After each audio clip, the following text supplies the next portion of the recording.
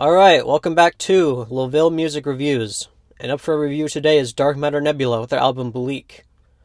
DarkMatterNebula is an electronic musician from Munich, Germany, and the sound of their album is a very dark and abrasive one, often using harsh digital instruments to create a very bleak and oppressive atmosphere in the songs themselves. On the artist's second album, which is only 20 minutes long and split up into 8 tracks, there are a lot of elements that tie each song into each other. There is a pretty uniform sound to the album that creates a cohesive atmosphere that ultimately works heavily to the album's advantage, as I feel some of the songs would not work as well, or would not work with each other without the connecting piece of this glitchy sound that goes on that's pretty universal across the tracks. The brevity of the album also works to its advantage, as it's a very fatiguing listen, and the short length means the listener won't get tinnitus from listening to the very distorted and high-end focused mix. Now the album itself, in terms of songs, the opening 2 tracks, the album feels somewhat aimless, despite some interesting production work.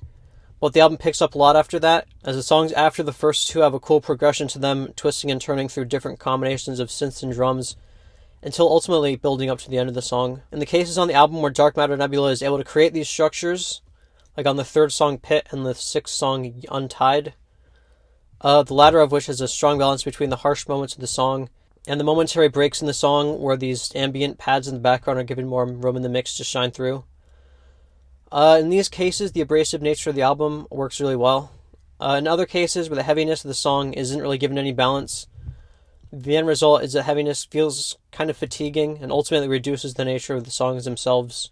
But again, the 6th song and a few of the other songs on the track, which I like a lot, prove that DarkMatterNebula is capable of highlighting their successfully harsh music style by providing this context of how abrasive the songs actually get, by starting them off kind of quieter and then building up to something heavier. The last song as well switches between a blown out and scratchy sound and a more welcoming tone that still ends up being harsh on the ears. But again, it's a nice break from the sound and ultimately makes the harsher elements seem harder in comparison to the softer ones because it provides that context to build up to. Overall, this album is a pretty heavy listen, a pretty brutal one, but ultimately I see it as a point that DarkMatterNebula can look back on, take the best elements out of, and move on to something that ends up being a more creatively realized and unique project.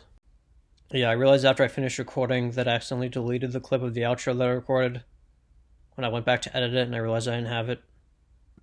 I would recommend this album to anyone who's interested in a digital industrial sound or a very harsh electronic sound, because there's a lot of that going on in the album. And that'll just about do it for this one. Thanks for tuning in, and I'll see you next time.